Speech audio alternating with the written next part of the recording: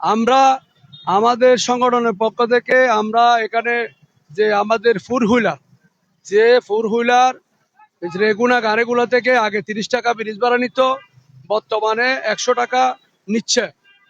এখন যে বাসগুলা 40 সিট 45 সিটের যে বাস, এই বাসের ভাড়া নিচ্ছে আপনার 40 টাকা। আমার 10-12 জনের সিটের রেগুলার ভাড়া নিচ্ছে 100 টাকা। 100 টাকা নেওয়ার কারণে আমার গাড়িগুলা ব্রিজ পার হতে পারছে না, আমাদের গাড়িগুলা মসজিদ থেকে আবার ঘুরে দিতে হচ্ছে। এই আমাদের এই এলাকা দক্ষিণ চট্টগ্রাম, বিশেষ করে আমাদের কর্ণফুলী এলাকায় মানুষগুলা গাড়ির জন্য, যানজটের জন্য এখানে সমস্যায় পড়তেছে।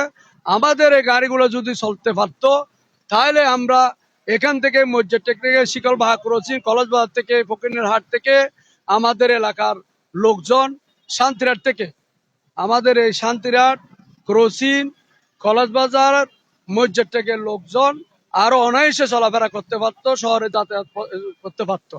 সকালবেলা যখন আমাদের এলাকার লোকজন যখন চট্টগ্রাম শহরে তাদের কর্মের জন্য শহরে যায়, তখন গাড়ির জন্য সমস্যায় পড়ে।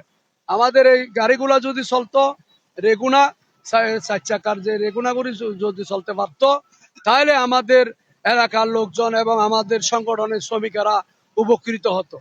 বিগত দিনে 30 টাকা ছিল, বিগত আওয়ামী লীগ সরকার এটা এক লাফে আওয়ামী লীগের বিভিন্ন নেতাদের ছত্রছায়ায় 100 টাকা ব্রিজ ভাড়া করে ফেলছে। সেই জন্য আমি আমাদের এই আজকের এই মানববন্ধন থেকে এই ব্রিজ ভাড়া বন্ধের জন্য জোর দাবি জানাচ্ছি। এখানে আমাদের নেতৃবৃন্দরা গণস্বাক্ষর কর্মসূচি দিচ্ছে, পরে আমরা স্টেপ বাই স্টেপ আমাদের কর্মসূচি পালন হবে।